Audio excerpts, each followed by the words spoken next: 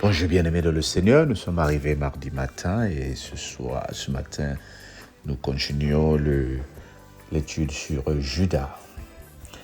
Je vous ai promis hier que j'allais nous expliquer pourquoi Judas a décidé de vendre Jésus. Au temps où vivait Jésus, le peuple attendait le Messie.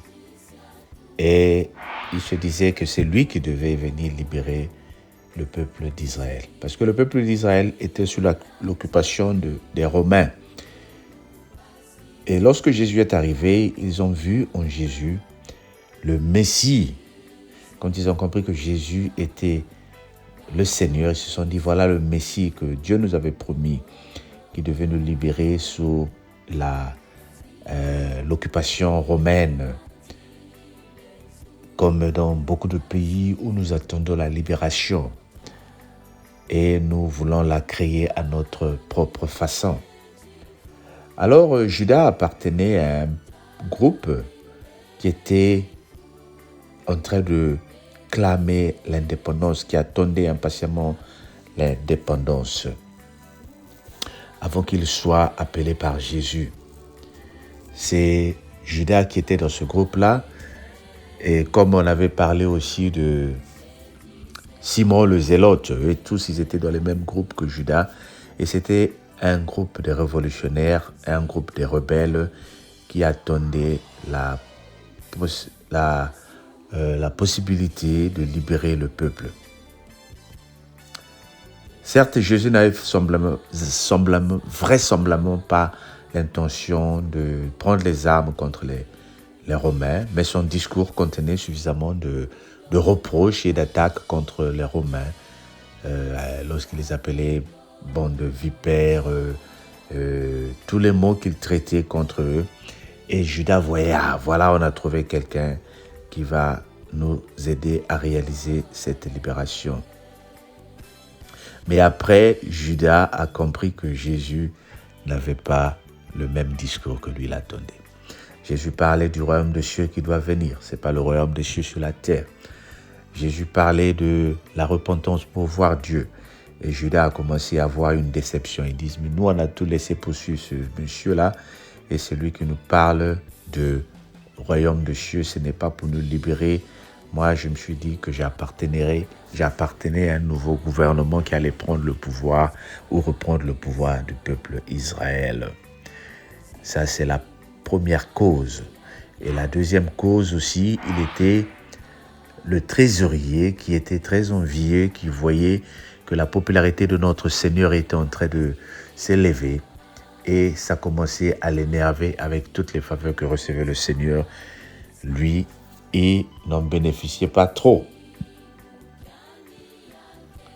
Alors, le moment arrive où il y a une opportunité, où on demande à accuser ou à tuer, à arrêter Jésus-Christ.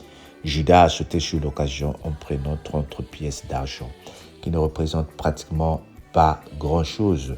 Oui, cela avait la valeur d'acheter un terrain. Nous savons que les 30 pièces d'argent qu'il a utilisées a été utilisé pour acheter un terrain, et ce terrain a été qualifié d'un terrain maudit.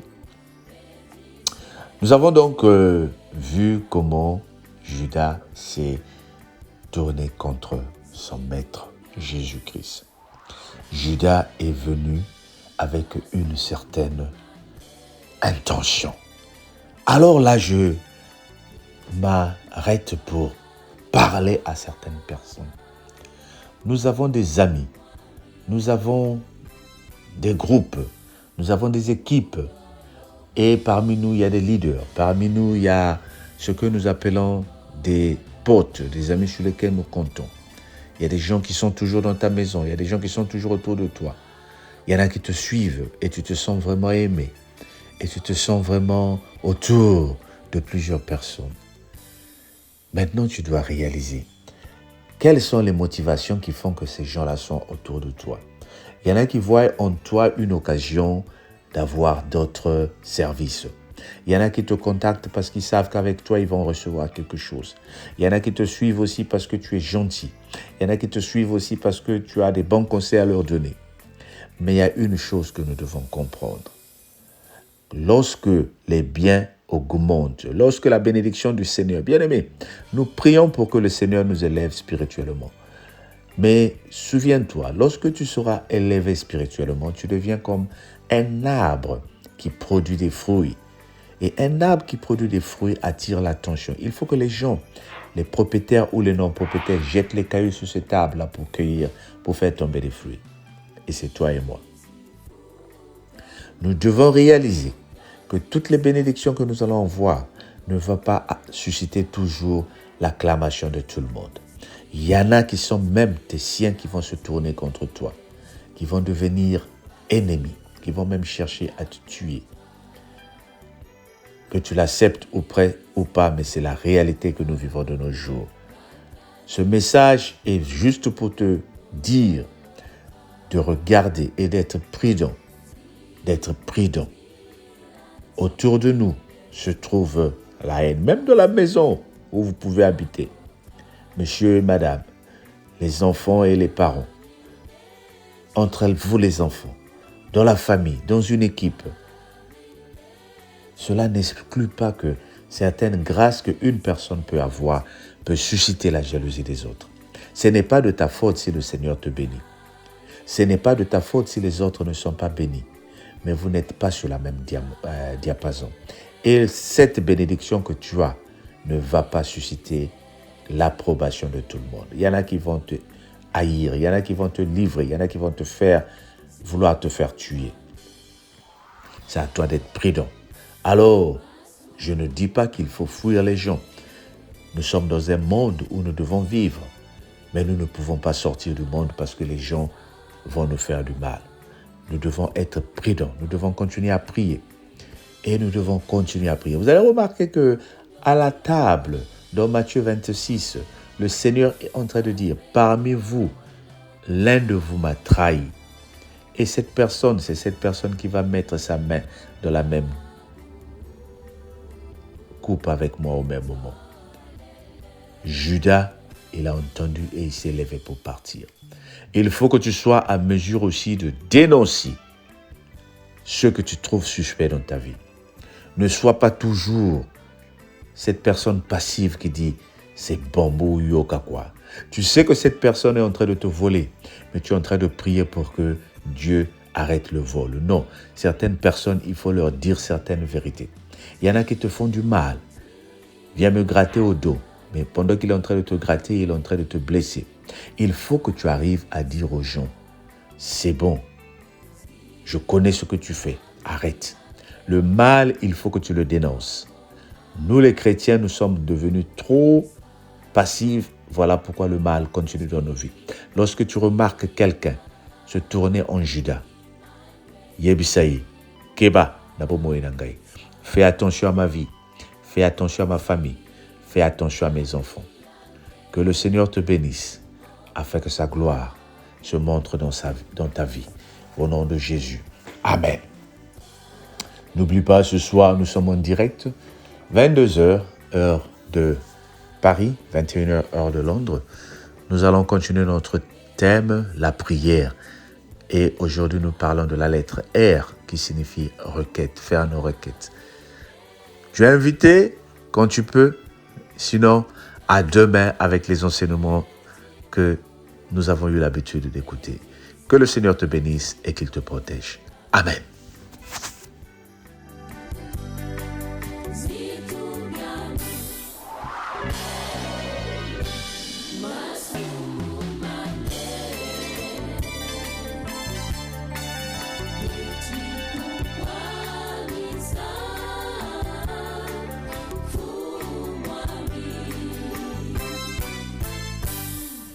Undoloka, Yahweh